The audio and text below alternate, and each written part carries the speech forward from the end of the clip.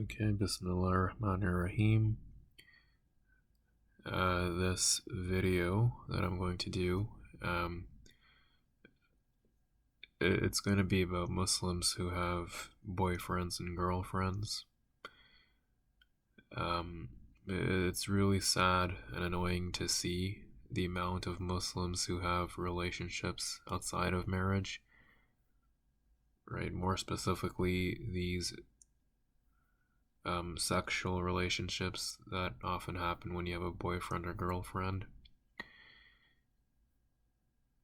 This boyfriend and girlfriend culture, it includes, touching and kissing and intercourse. It's sad how so many Muslims are involved in such relationships. It's sad to see how so many of them do it openly and commit public displays of affection, either in public, for all to see, or on social media where everyone can still see. I myself would never marry someone. I'm not married right now, but when the time comes, I would not marry someone who had a previous relationship outside of marriage. If you're a Muslim, you're supposed to hit the lottery with your first and only ticket, and that's through one partner, through marriage. Also, just keep in mind throughout this video, I'm not talking about divorcees and widows. Okay, those are divorced and widows. I'm not talking about them when I talk about Muslims who've had other relationships. I specifically refer to Muslims who have relationships such as boyfriends and girlfriends before marriage. So I'm not talking about, widows and divorcees. Those are divorced.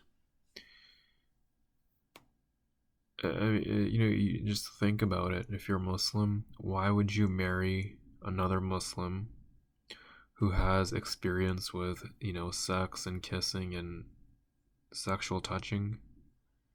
It should bother you that they've done all of this before marriage. It should bother every Muslim who is about to get married if their soon-to-be husband or soon-to-be wife had relationships outside of marriage. These Muslims who take part in this boyfriend and girlfriend culture, they don't realize that they're, essentially they're cheating on their future Muslim spouse. This is a feeling that Muslims will get if they find out their potential spouse has a history of relationships before marriage. Many TV shows and movies that we watch, we've all seen characters and actors who get annoyed and suspicious about the previous relationships of the person they're currently dating or married to. It just shows that it's just natural, right? But it's supposed to be like non-Muslims who commit those acts of fornication and kissing with their non-Muslim partner before marriage, okay? It's not supposed to be us Muslims. It's supposed to be them, not us. No Muslim spouse deserves to have a potential spouse whose lips have been on someone else's lips, whose private parts have touched someone else's private parts.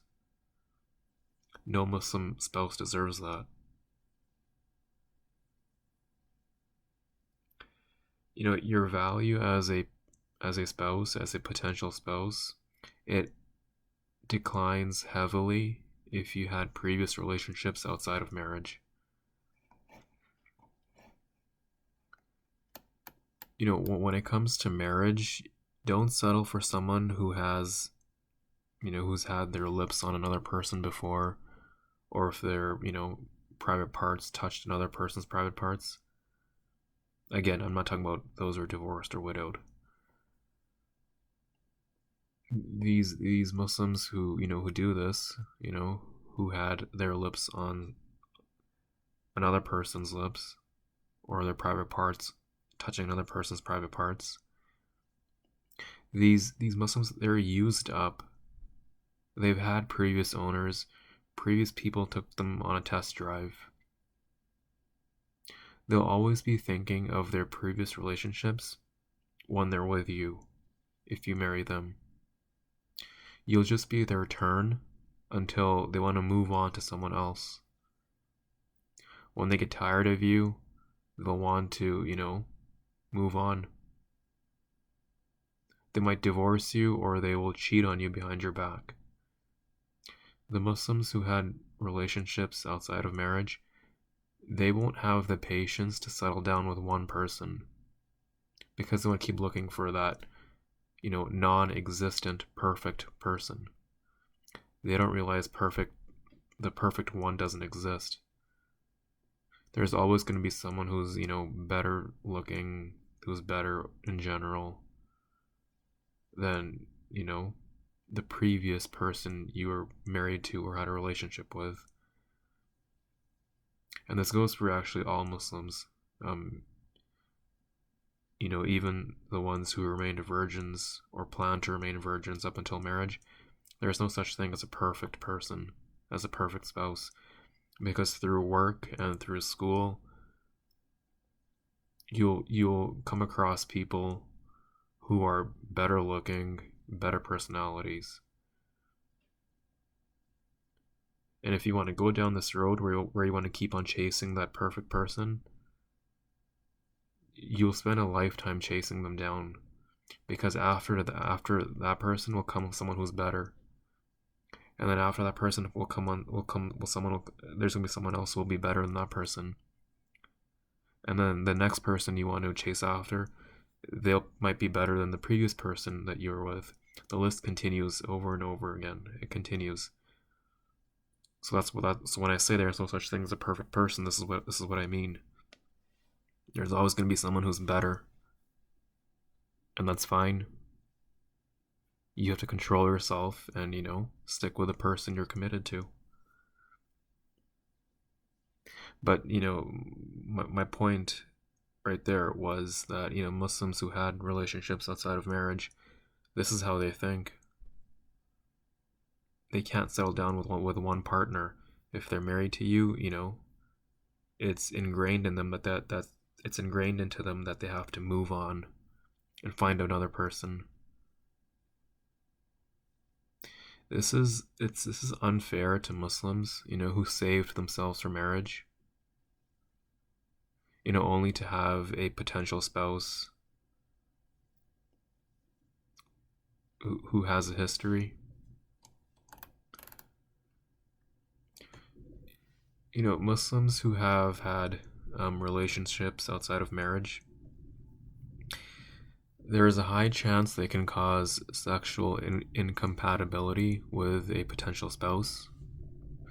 I just came across a Reddit post where it was a divorce lawyer. They were non-Muslim. I don't know if they were a guy or a girl. What they were saying was that, the topic that came up, it was about sex before marriage. And this non-Muslim divorce lawyer said that, you shouldn't really engage in it. The reason being, it causes sexual incompatibility when you move on to someone else. This divorce lawyer said that sexual incompatibility clients, they made the large bulk of his, clients. He also specifically mentioned religious communities that were, part of his client, that were, made up a large portion of his clients.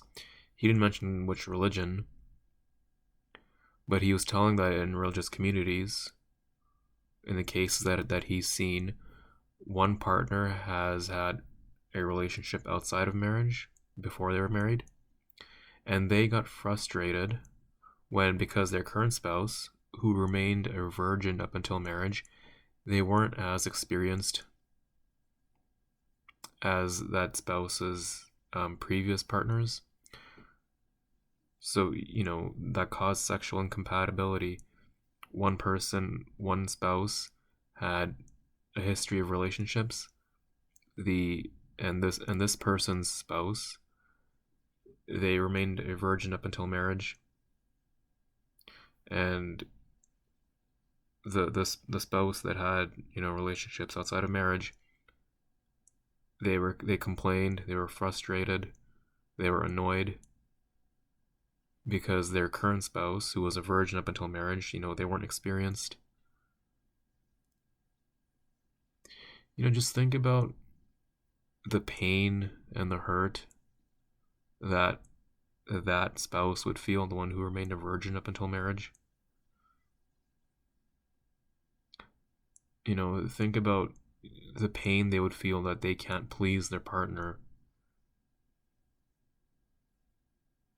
Now, obviously, this could happen very easily to spouses who both remained virgins up until marriage. But the likelihood is obviously higher when there is one spouse who had, previous experience with intercourse before they got married.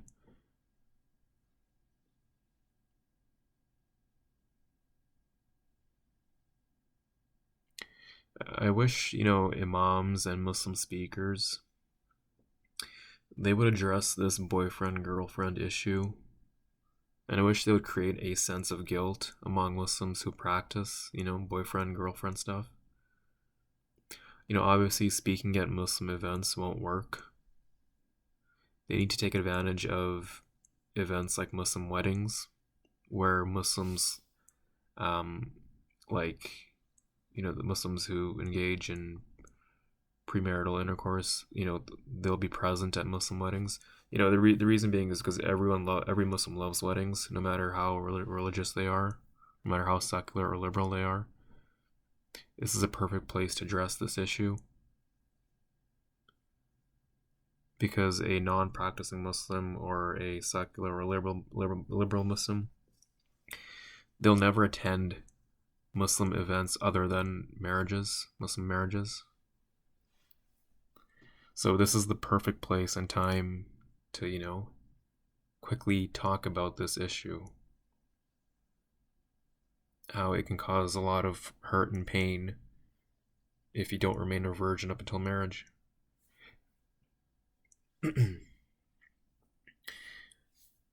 I mentioned in my previous video of Muslim parents who failed. It's horrifyingly sad when many Muslim parents don't care about their own children having boyfriends and girlfriends. These Muslim parents are ruining their children by not telling them this is wrong. These Muslim parents are going to ruin the lives of their sons and daughters-in-law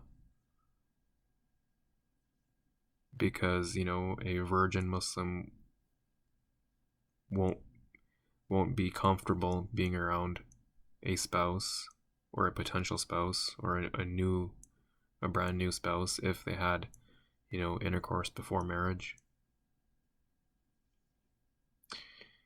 Honestly speaking, Muslims should take oaths of abstinence, write on a piece of paper, sign it, put it away somewhere where you can find it. There's Christian universities here in the West that require all Christians to refrain from, fornication.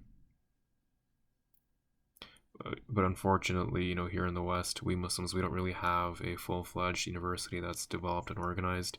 If it were, you can imagine that all kinds of Muslims, regardless of their religiosity, would be interested in attending. But unfortunately, we don't have that, so our message of, remaining virgins up until marriage, it weakens. It's not as strong as, these Christian universities. Because, they attract a wide audience of young Christians. And there's many Christian universities in the West, many of them are well developed and organized, but we don't really have that. We Muslims don't have that. So our message, it kind of gets lost. Our message of, staying virgins gets lost. Muslims who have boyfriends and girlfriends, or if they like hooking up every week with someone for, casual intercourse, they're appropriating white Western culture, while at the same time, they're somehow trying to appropriate being Muslim. It's completely contradictory.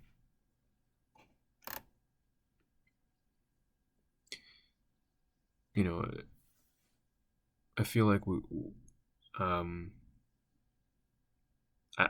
this is just me hypothetically speaking, and I'm only saying this because I dislike Muslims who have boyfriends and girlfriends so much.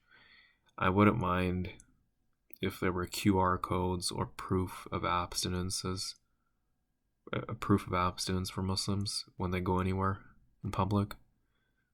With COVID, we all had to prove our vaccination whenever we had to go somewhere. I was just thinking about this. I wouldn't mind it somehow if we were also required to show that we haven't committed any kind of fornication or adultery. I don't mind discrimination against Muslims who have boyfriends and girlfriends. In fact, I would even encourage it. Muslims should really look down upon Muslims who have boyfriends and girlfriends. One annoying thing that I would see on social media is, when a Muslim posts a photo of themselves and with their boyfriend or girlfriend, and then in the comments you have other Muslims saying, "Aw, you look so cute together,"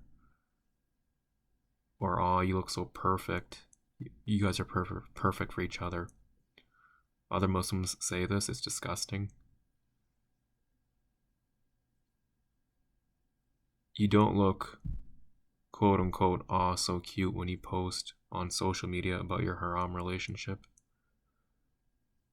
And honestly, shame on the Muslims who comment positively or like the photos of you openly, committing a sinful act.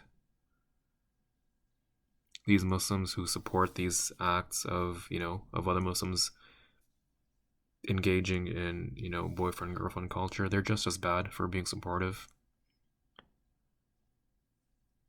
These kinds of Muslims, even if they don't engage in, boyfriend girlfriend culture themselves, but if they still support their fellow Muslims doing it, they're just as bad, and they're not worthy of marriage either, because this is how they'll raise your kids as well. They won't make good Muslim parents, even if they remain virgins up until marriage, but but if they were still supportive of their Muslim friends and family having a boyfriend or girlfriend, they wouldn't make good Muslim parents. Islam places a big emphasis on maturity, being mature, like being an adult and making adult decisions. You can't be like this if you have relationships outside of marriage. You won't be a mature Muslim spouse when the time comes.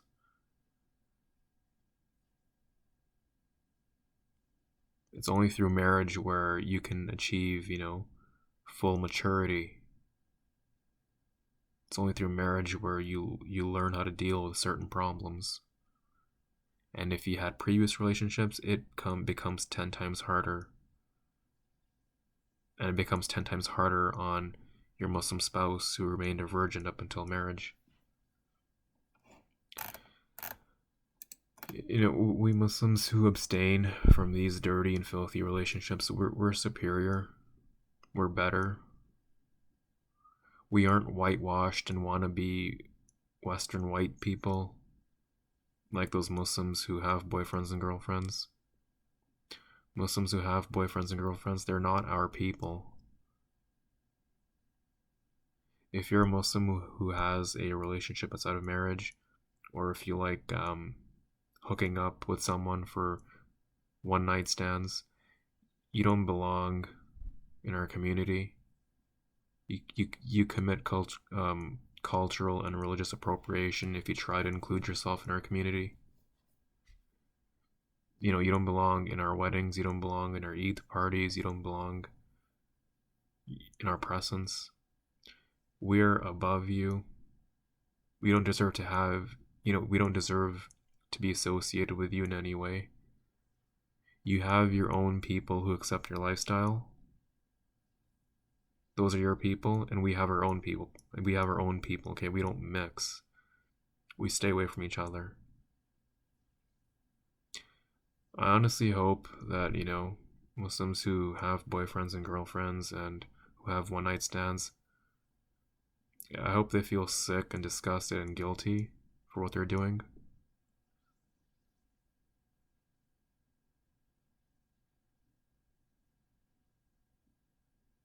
I mentioned how, Muslims who have relationships outside of marriage, they will never make a good Muslim spouse. They will not make good Muslim parents. I'm not sure why so many Muslims who engage in all of this, they don't see a problem. They don't have a problem with this. And then sometimes they'll get upset at us who don't like them. They'll get upset at us when we say we're two different kinds of people. We don't associate with each other because of the decisions you made.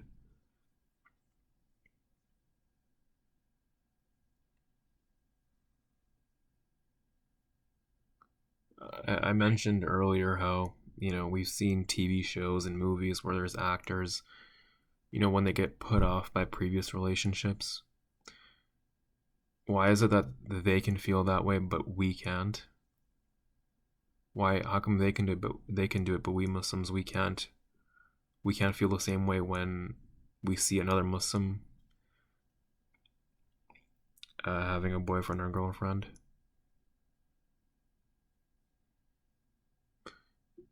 Even on Reddit, there's specific subs of marriage and dating where the majority of the people are Western white people, and they'll often write about how they have reservations about people who had previous relationships.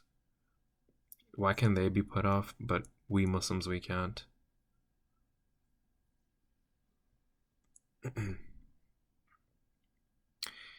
I get so annoyed when I come across unintentionally at photos and videos of Muslims, like Muslim vloggers on YouTube, where it features, a Muslim boyfriend or girlfriend, where it features a Muslim who has a boyfriend or a girlfriend. Almost all the time, it's a non-Muslim boyfriend or girlfriend. Like, I get so annoyed. I don't know why it comes up in my feed, in my Facebook feed, and on my YouTube feed. These Muslims who have boyfriends and girlfriends, they should know they're causing an annoyance to other Muslims. Look, I know, I get it. It's hard to refrain from such relationships, especially when our non-Muslim friends and colleagues, when they're doing it. I know it's tough when a non-Muslim asks you on a date or for your number. I know many Muslims want someone to be there for them, but this is where you think of all that I said earlier, and it'll help you understand why abstaining from such relationships is beneficial and crucial, both in the short run and long run. I said earlier, I won't ever settle for someone who had a previous relationship, unless, again, I don't mean those who are divorced or widowed. I'm talking about those with boyfriends and girlfriends and one night stands. One of the, probably the biggest purpose in Islam is to have self control and self restraint. You're supposed to control yourself no matter what the environment is. This is the exact same thing we tell to rape apologists. When rape apologists, those are the people who put the blame on the victim. You know what the response usually is to rape apologists. We always talk about how it shouldn't matter about the rape victim. It should only matter what the rapist did, and the rapist should have had self-control. So yeah, we can say the exact same thing to Muslims who are considering having a relationship outside of marriage. You gotta control yourself. True love can only happen in a proper marriage. Everything else will fail. It's even harder.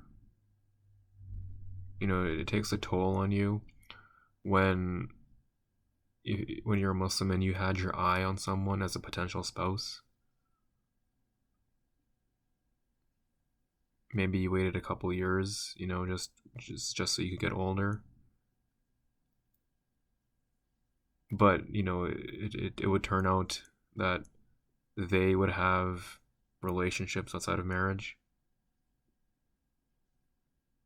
When this happens, when you had your eye on a Muslim spouse, when you had a crush on a Muslim, my mistake, when you had your eye on someone who was Muslim as a potential spouse,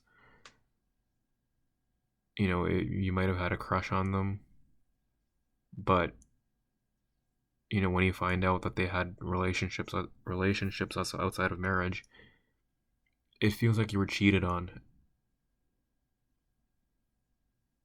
The difference between us and non-Muslims is that we can't find another person at a bar or a nightclub or a school dance to rejuvenate our feelings.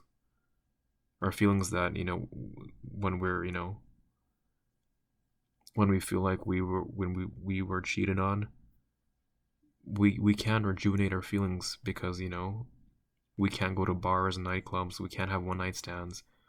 Those non-Muslims, they can easily, if they were in a relationship and they broke up with someone, they can easily get over them by finding someone else at a bar or a nightclub. But for us Muslims, that's not the same thing, right? If we had our eye on someone as a potential spouse and it turns out that they had relationships outside of marriage, it's really difficult to get over what just happened.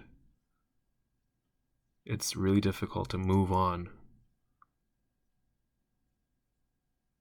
Non-Muslims can do that easily, but we Muslims, we can't.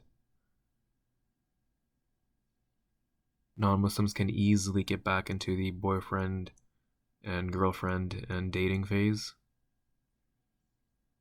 But we have to stick with the feeling of sadness and defeat and disappointment when we found out that a potential spouse had relationships outside of marriage, or if we thought they could have been a potential spouse down the road, and they had relationships outside of marriage.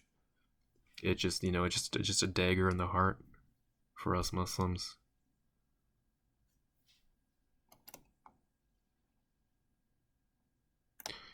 One of the main reasons, one of the main reasons people in the West have such a weak understanding of marriage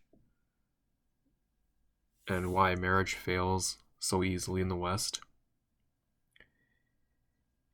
it's because, I mentioned this earlier, they can't settle down with one partner because they grew up with different girlfriends and boyfriends in high school and university,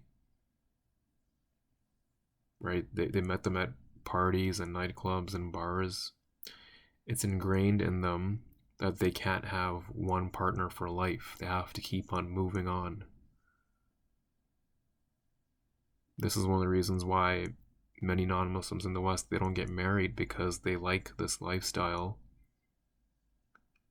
of hooking up with someone for casual intercourse, like a one-night stand, or dating someone briefly and then moving on. Many non-Muslims choose this lifestyle. That's why marriage rates are very low for them. And the ones who are the ones who are married, many times they end up in divorces because they have weak understandings of marriage. Yeah, obviously there's other cases like domestic violence, and I guess that's the main case. But incompatibility is the other main case, and that usually happens because they can't stay with one partner, or they can't stop thinking about a previous partner.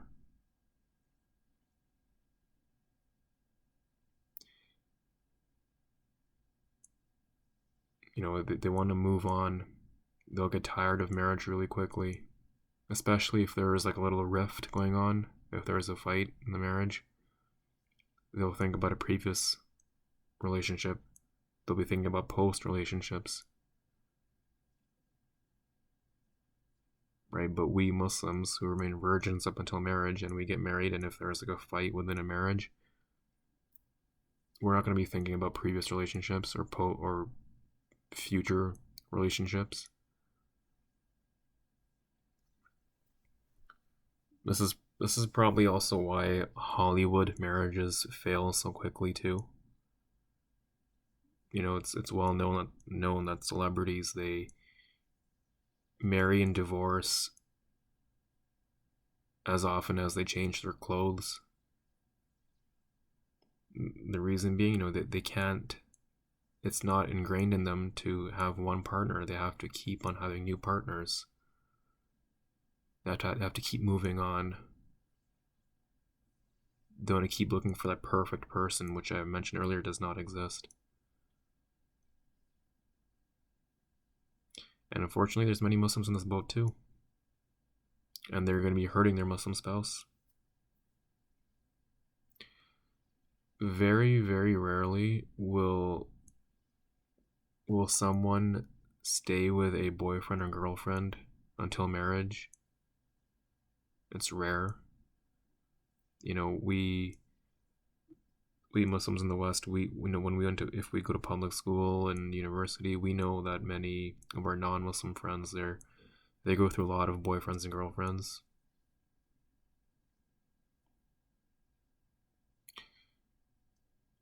And on top of that, the ones who engage in this boyfriend and girlfriend culture, they go through a lot of mental distress during breakups.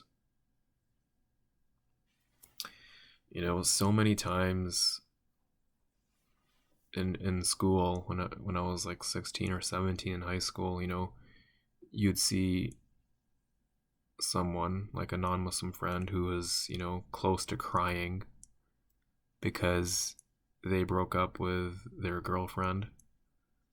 You would see 16, 17-year-old girls in high school who would be crying, who would run to the bathroom crying because they broke up with their boyfriends. Going through that much mental distress at such a young age, it's not healthy.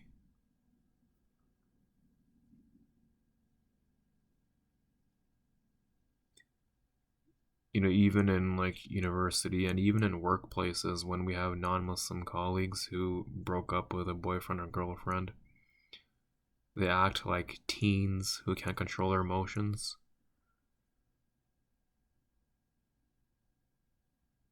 Like, the point I'm trying to make is that there's so much mental distress that goes on when you have a boyfriend and girlfriend, because you will often break up and get a new boyfriend and girlfriend and then break up again. This is so common. You will go through a bunch of mental problems, mental uneasiness. That's not a word. mental distress.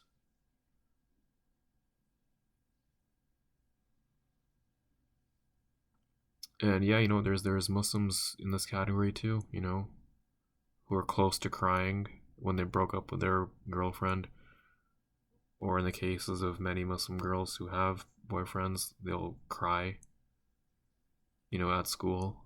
I've seen it because they broke up with their boyfriends. But you know what? I never had any sympathy for them. The Muslim guys and Muslim girls who broke up with their boyfriends and girlfriends, I had no sympathy. I didn't feel sad for them. I didn't care if they were on the verge of tears or actually crying.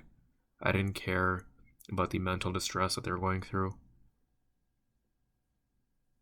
Like, why should I?